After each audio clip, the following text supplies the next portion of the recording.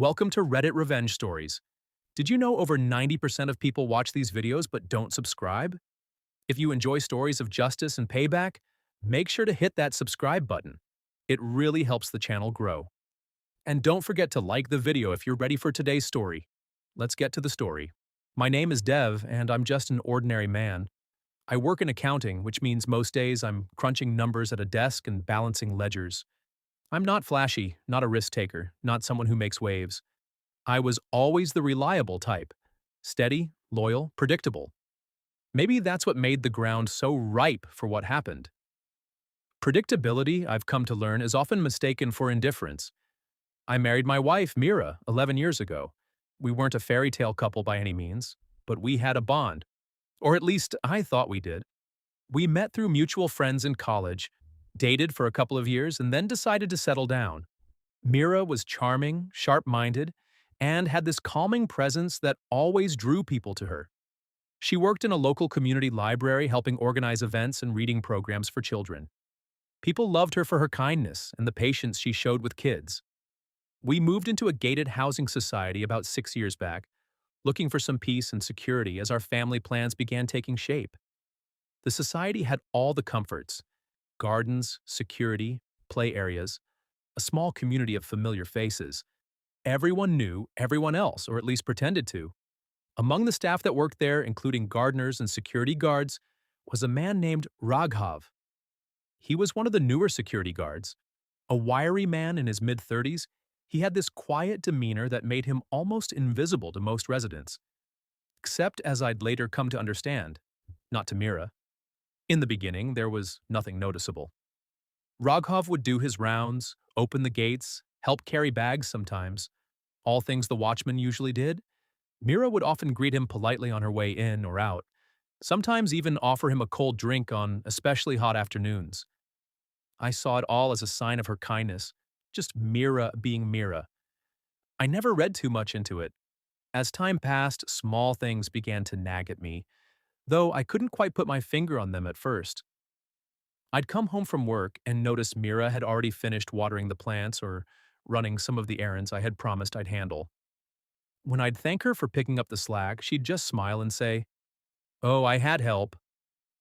I assumed she meant the maid or one of the neighbors. Sometimes I'd see Raghav in the distance near our house, wiping sweat from his brow or adjusting his security badge.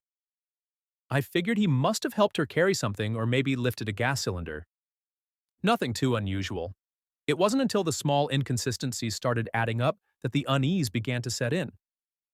There were days I'd come home early from work without notice, and Mira would look genuinely startled to see me. Not guilty, just caught off guard. She'd quickly adjust herself, sometimes rush to the kitchen to pretend she was cooking or act like she was just about to call me. I'd ask if everything was okay, and she'd nod and force a smile. One evening I arrived home just before 6. I'd forgotten my phone charger and decided to pick it up before heading to a friend's party. As I parked the car and walked toward the front door, I heard movement inside. Quick steps, a slight rustle. I paused for a second, wondering if I'd imagined it. But by the time I unlocked the door and stepped in, Mira was already at the stove, stirring something that didn't quite smell like it had been cooking long. "You're back early," she said, not looking at me. "Forgot something," I replied, watching her closely. She didn't meet my eyes, just kept stirring. I brushed it off, but it sat with me, unsettled me. That's when I started observing more closely. I never told her, but I began adjusting my schedule, leaving at the usual time but circling back an hour later just to see what was going on. Most of the time, I found nothing suspicious. She'd be reading a book, talking on the phone, or doing chores. Normal things. But one Thursday afternoon, I saw Raghav exiting our back gate. It was strange. He had no reason to be there. There was no delivery, no neighborhood emergency. He walked briskly, avoiding eye contact, and didn't see me parked across the road. I waited a few minutes before going inside. Mira looked flustered, caught in the middle of folding laundry in the living room. She smiled, but it didn't reach her eyes. "You're back early again?" she asked. "Had a half day," I said, eyes scanning the room. Everything looked fine, but something felt wrong. I didn't know what yet. That night, I couldn't sleep. I kept replaying what I saw. There was a heaviness in my chest, a confusion I couldn't shake. I told myself I was overthinking, that maybe Raghav had been helping her fix something. But the look on his face, that wasn't the look of a man who had done a quick good deed. That was the look of someone slipping away from something he shouldn't have been part of. I didn't confront her, not yet. Instead, I began paying more attention. Mira's phone, once casually left on the table, or countertop, was suddenly always with her. She'd lower the brightness, turn the screen away when I walked by. One night, while she was in the shower, I picked it up. Locked, of course. She'd never had a lock before. I wanted to believe it was nothing, maybe a privacy thing, but deep down, I knew better. When someone changes how they behave around you, there's usually a reason. I started questioning things. Was it me? Had I been too boring? Too wrapped up in my work? Had she grown tired of the routine life we built together? Still, a part of me clung to denial. I didn't want to be that husband. The suspicious, prying kind who snooped around and made accusations. I wanted to believe in the woman I'd married. I wanted to believe she'd tell me if something was wrong. But silence can be louder than words, and Mira's silence was deafening. Then came the weekend that confirmed my worst fear. I pretended to go on an outstation audit trip for work. Packed my bag, made the calls, even left the house early Saturday morning. But I didn't go far. I checked into a small hotel about 2 kilometers away. From there, I waited and watched. Midday, I parked in a borrowed car 2 blocks down and waited. Hours passed. The heat was suffocating. I thought maybe I was wrong. Maybe I was being paranoid. But just after 3 p.m., I saw Raghav walking toward our house, dressed in casual clothes, not in his uniform. My hands trembled. I couldn't breathe properly. Every step he took closer to our gate felt like a hammer blow to my chest. He looked around briefly, then slipped through the side entrance. I didn't need to see more. I didn't rush back or barge in. I sat there in that car for another hour staring at my house. The house I worked so hard to build. The home I thought was filled with love and trust. And all I could feel was the slow burning of betrayal seeping through every bone in my body. When he finally left, around 4:30, he walked calmly like nothing happened. And maybe to him, nothing had. Maybe I was just another clueless husband, easy to fool. I drove back to the hotel and sat in silence until nightfall. There were no tears, not yet. Just a deep, aching hollow where my heart used to be. I didn't confront her that night. When I returned the next day, pretending my audit had ended early, she greeted me with the same routine smile, cooked my favorite dinner, laughed at something I said during dessert. It was like nothing had changed, but everything had. I didn't know then what I was going to do next. I just knew the woman I'd loved, trusted, and shared a life with had crossed a line, and I wasn't sure if I could ever come back from it. The days that followed felt like I was walking through a dream. No, a fog. One that distorted everything around me, where nothing looked quite the same even though on the surface it hadn't changed. Mira carried on as though nothing had happened, and maybe to her, nothing truly had. Maybe she convinced herself it was harmless, that I'd never find out, that it wouldn't matter if she played the role of the devoted wife just well enough. But to me, everything was different. Her touch felt colder. Her voice sounded distant, even when she was sitting across from me. I started noticing things I'd once brushed off. The way she smiled a little too brightly at times. How she seemed more relaxed when I wasn't home. How the house, our house, suddenly felt like it belonged to someone else. Like I was just a guest, watching someone else live my life. I didn't confront her. Not yet. It wasn't because I was afraid of the truth. I already knew it.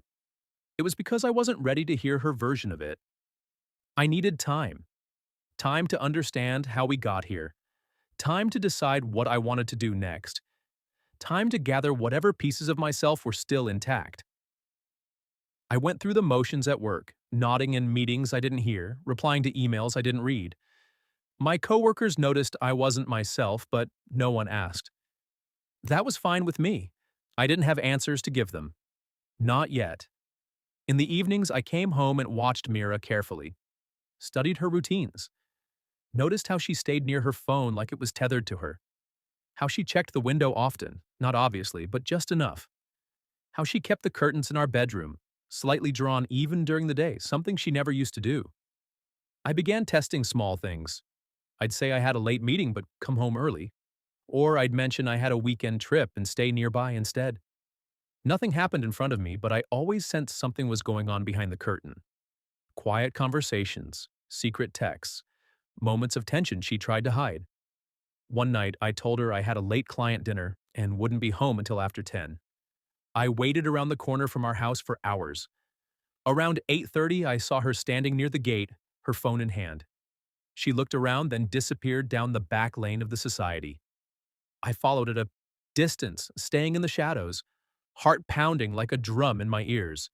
She walked quickly, turning corners like she knew exactly where she was going, and then she stopped, right outside the maintenance staff quarters, a small building tucked into the far end of the complex. She stood there for a moment, then knocked twice. The door opened. I couldn't see who answered, but I didn't need to. I stood frozen. My breath caught in my throat. I didn't go any closer. I couldn't. Instead, I turned around and walked away, my legs moving automatically while my mind screamed at me. I didn't sleep that night. I didn't cry either. I just lay awake, staring at the ceiling, wondering how the woman I had built a life with could look me in the eye every day and lie without blinking. The next morning, Mira acted normal. She made tea, reminded me to pay the electricity bill, even asked about a movie we had planned to see the following week. I answered everything with a nod, keeping my voice even. If she noticed the change in me, she didn't say anything. I started writing everything down. Times, dates, what I saw, what she said. Not because I wanted revenge. Not yet. I just needed to make sense of it. I needed the facts in front of me. Cold, hard truth. No emotion, no assumptions.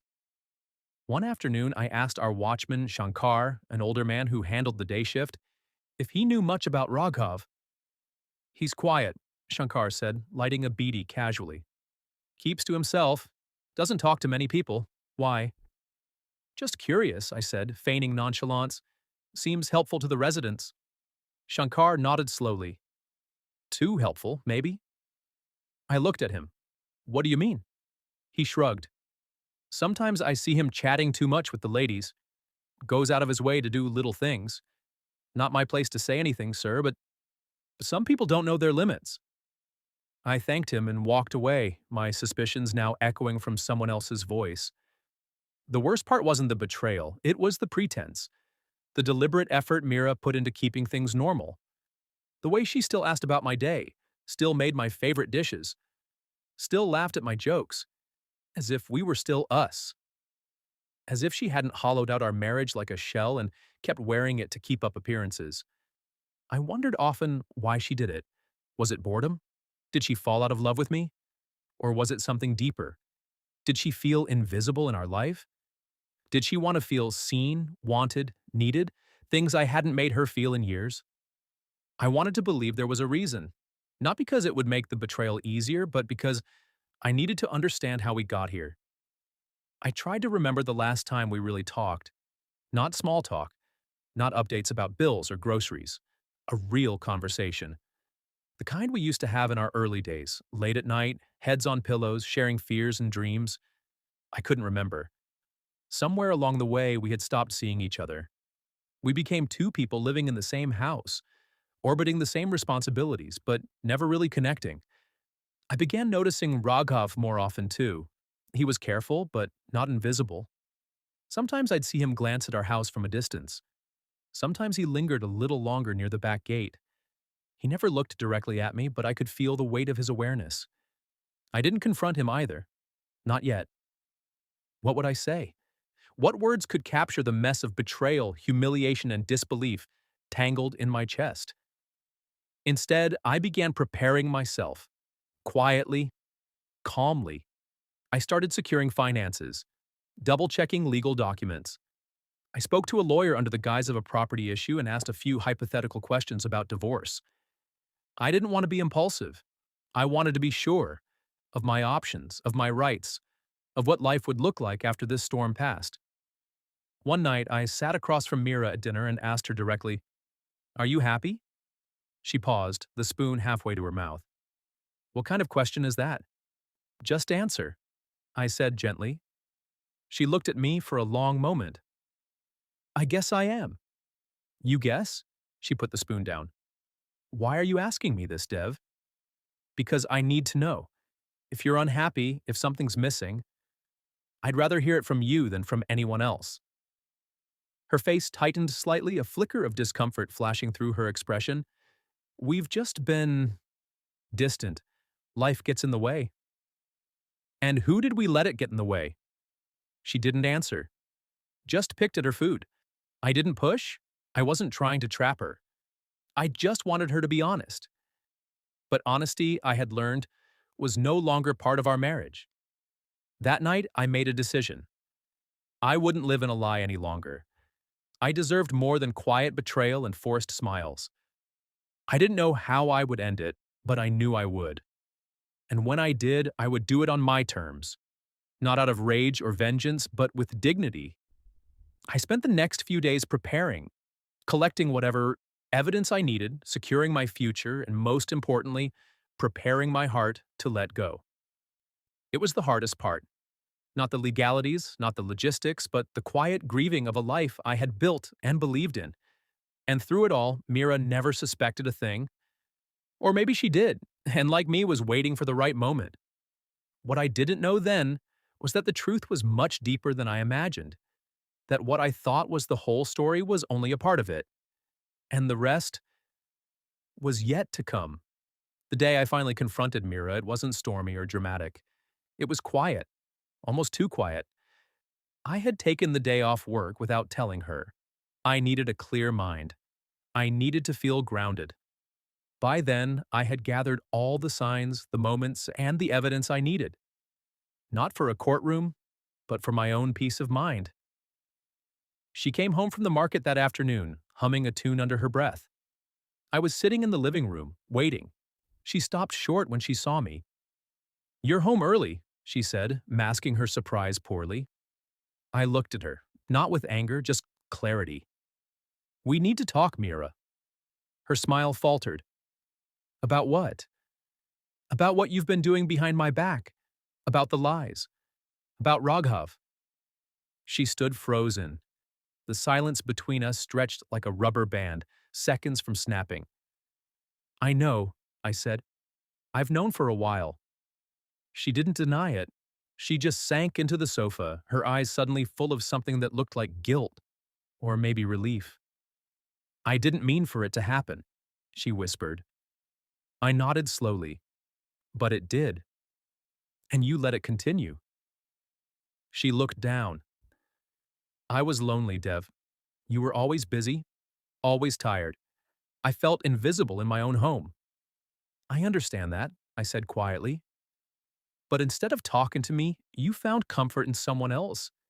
And that destroyed everything we had." We sat in silence for a while. I wasn't shouting, she wasn't crying. It was a calm unraveling of a bond that had once felt unbreakable. "I'm not here to shame you," I said. "I just want to move forward, with truth. I've already spoken to a lawyer. I'll handle things respectfully. You can stay with your parents while we sort out the paperwork." She nodded slowly, still avoiding my eyes. That evening, as she packed a small bag and quietly stepped out, I felt something I hadn't expected. Peace. Not happiness, not satisfaction, but a quiet acceptance that this chapter had ended. I stood at the doorway for a long time after she left, the empty house echoing back my thoughts. It hurt. Of course it hurt. But it also felt like the beginning of something new. I didn't lose everything. I lost someone who had already let go of me. And now, finally, I was free to begin again. With honesty, with strength, and most importantly, with myself.